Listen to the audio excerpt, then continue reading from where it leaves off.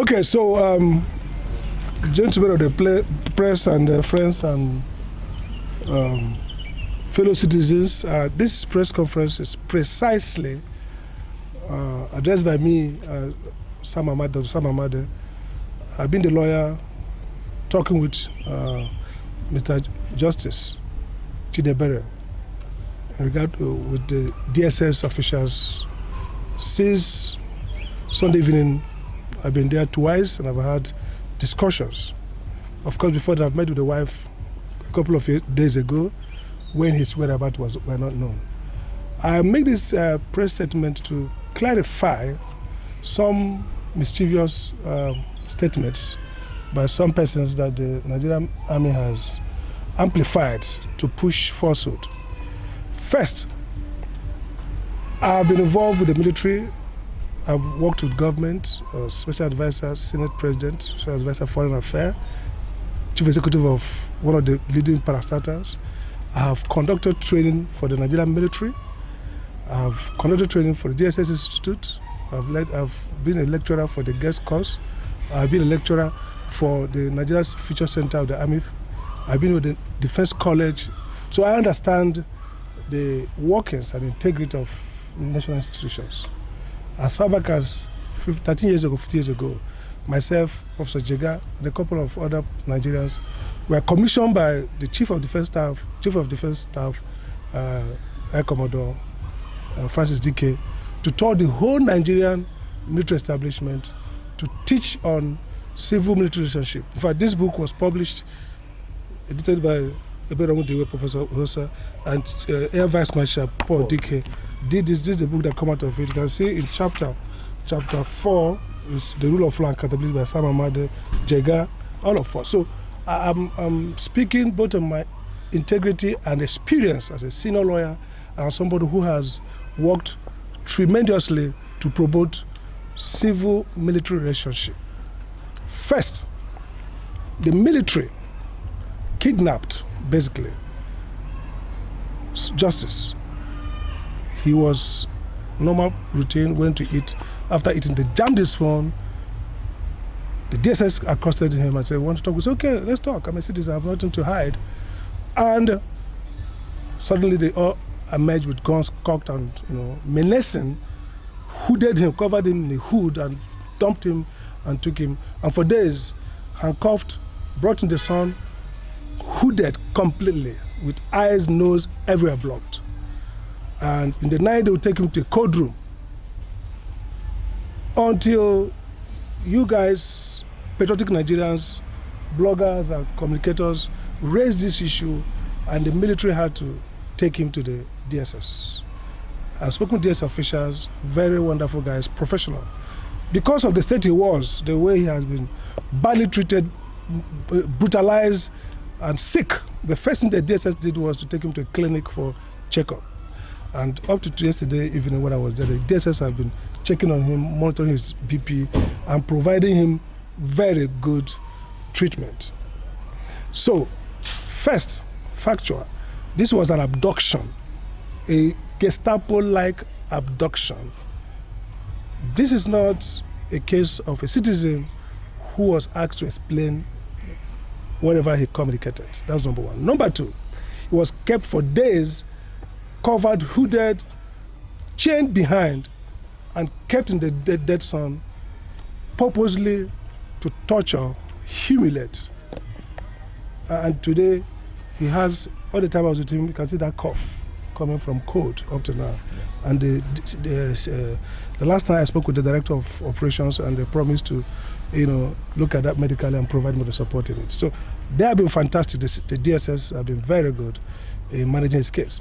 Now, the charge was yesterday, and the charge said nothing. There's nothing about this around terrorism or around, disrupting or inciting the military. It's simply cyber stalking. Now, cyber stalking relates to offenses of persons who continuously harass others through the cyber activities. There's nothing harassment. It's a post he got from a military source, which is not different from what generals retired have been saying about the concept of the military. So this is important.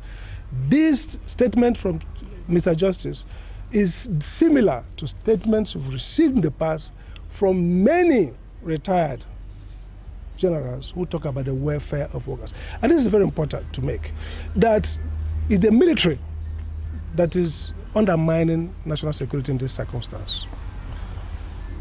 What happens everywhere is that all of you here today are the victims of terrorism. And all of us have incentive to ensure that the military decisively defeats the terrorists. And what Mr. Justice did, and I was there with him when the DSS debriefed him. I read the statements. He agreed that the statement was his own voluntarily. Nowhere in that statement did he ever say, and nobody has suggested to him that he ever had correspondence with any soldier or anybody after his post. He was very clear, very patriotic, and he said that he does his videos to explain political situations so that citizens can be engaged in the activities of their country. I want to put on record that I've shared with these guys, Mr. P, Ghana, all of them. These are Nigerians who want to bring back civic commitment to the Nigerian state. These are not persons who want Nigeria to be undermined. And I want to challenge the generals. They are the people who have benefited from this country. They have got the privileges, and maybe they don't care about our soldiers who are suffering. Because if they do, they would call these guys into conference and say, help us, thank you for helping us. Because the idea is feedback. I've been a chief executive of an institution. I've worked with the foreign affairs, and I've dealt with security of this country. What we need is that citizens give honest feedback to those in power to improve. What Justice was to provide feedback like a responsible citizen. So I want to put it on record here. That's a malicious miscommunication suggesting there was any intent to undermine national security, or suggested that the video was presented with a view to creating unrest.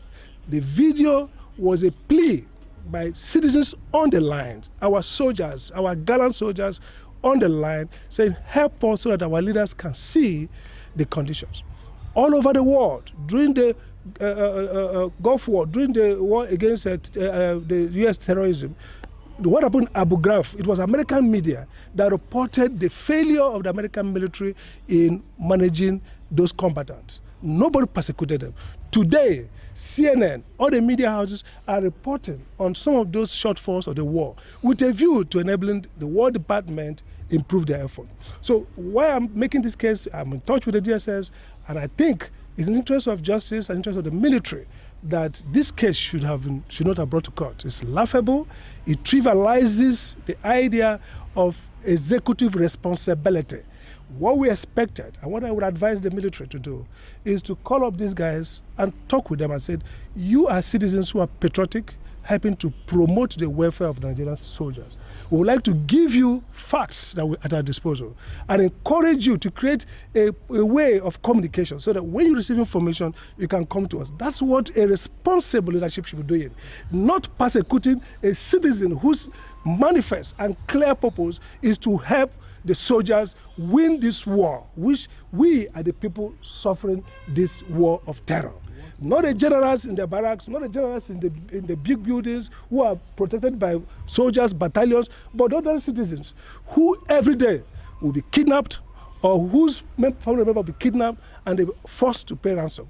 I want to put it clear that I've spoken to Chidi, I've spoken to the officers, I was there at 1 hour interrogation. He maintained justice, he maintained his position that his videos at activities get at letting citizens know how government is working and helping them participate. And he took this profession and got certified as a videographer for the purpose of engendering civic participation in politics. I think they should actually be commending him. It's so sad that he was brutalized, but I'm happy that the DSS is taking corrective measure over the brutality of General Adegoke and his people. I want to end this on this note that this is the wife of Chidi, and all of these guys, Mr. P, Ghana, all of them have proved to be courageous, patriotic Nigerians. And let me advise the military. I've worked in this situation. When I was first invited to be chairman of NEC and I went for clearance, I told the DG, the DS, I said, in the US, the State Department, the FBI, the CIA work closely with civic communicators, because these are the people you need to work with. I understand the sensibilities and the fact that we are not doing very well in managing this country. But the way to cover it is not to attack citizens and brutalize them and jail them and craft senseless charges against them.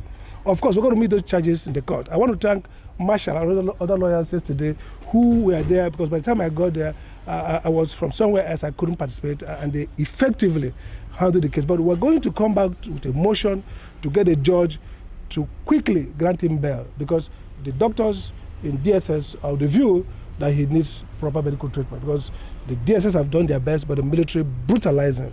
You can't tie a citizen behind his back, hood him for 3 days, not see, and bring to the sunlight, and then when he's dried, you say go and dry him. After drying him, you take him to the cold room to wet him.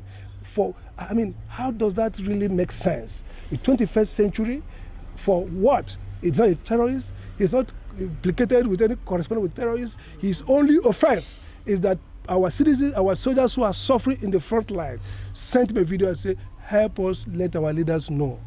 The leaders should have responded by calling him and providing information and doing better, and not to brutalize him, arrest him like commando operation. I mean, even terrorists are not arrested in that Gestapo manner. I think they should really send an apology, withdraw this case, and repair their lack of intelligence in public communication. The 21st century governance is about public communication.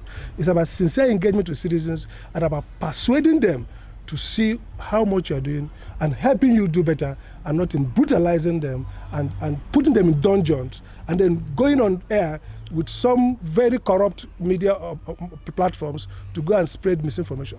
To be clear straight away, the charges against him are charges relating to what we call cyber stalking. There is no indication, no suggestion. Throughout the 1 hour grilling by DSS, I was there in person, they never suggested that he tried to cause unrest among soldiers, or that he was in communication with any soldier for the purpose of deserting or purpose of doing anything contrary to Nigerian national security. As a matter of fact, justice keep repeating that his video is to help leaders do better, so that together we win the war on terror. And finally, before maybe Madam will say something, the military hierarchy, the leaders who are insulated from this suffering, should know that the net sufferers are the Nigerian citizens. And all these people here are committed to help the soldiers in the front line win this war against terror and win it decisively. Like I said, 40 years ago, I went over all the military barracks in this country with select Nigerian professionals and professors, including Jega, including Osaro, professors and vice chancellors, to talk about how to create trust between the military and the civilian. And that's this book I'm holding 13 years ago. So we, if we're not patriots, we'll not be doing that. And that's what each of us are doing, to make sure the Nigerian military wins this war decisively and win it, and not to turn themselves against citizens who are also the victim of the same war we are fighting. Thank you so much.